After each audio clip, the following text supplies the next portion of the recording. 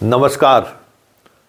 आज बिहार की धरती पर बिहार के ही लाल दुनिया की सबसे बड़ी पार्टी के कार्यकारी राष्ट्रीय अध्यक्ष नितिन नवीन के स्वागत में लोग पलके बिछाए हुए हैं। लोग कह रहे हैं एक सामान्य कार्यकर्ताओं को इतनी बड़े पद पर बीजेपी ही एक ऐसी पार्टी है जो पहुंचा सकती है, या बीजेपी ही एक ऐसी पार्टी है जहां एक साधारण कार्यकर्ता भी इस ऊंचाई तक पहुंच सकता है। तो देखिए जरा इस साधारण कार्यकर्ताओं का हश्र क्या है जो बीजेपी के राष्ट्रीय कार्यकारी अध्यक्ष बने नितिन नवीन जी। अभी दिल्ली से चले हैं, कुछ फुटेज सामने आया, साथ सम्राट चौधरी है। जरा चौधरी की चौधराहट देखिए, अहंकार देखिए।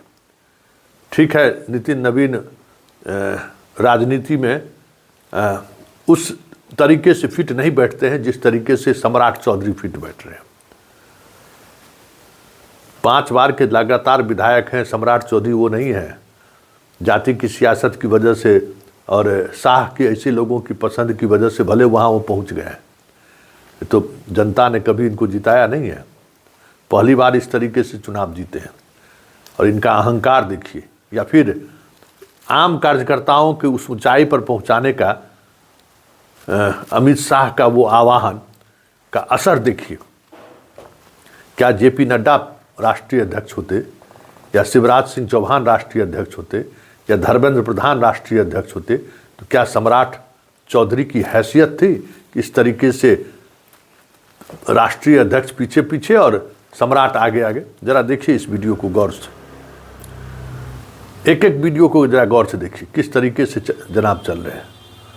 और कहने वाले तो यहाँ भी कह रहे हैं कि सम्राट को एयरपोर्ट पर नितिन नवीन के स्वागत में खड़ा रहना न पड़े, इसलिए जनाब दिल्ली पहले पहुँच गए।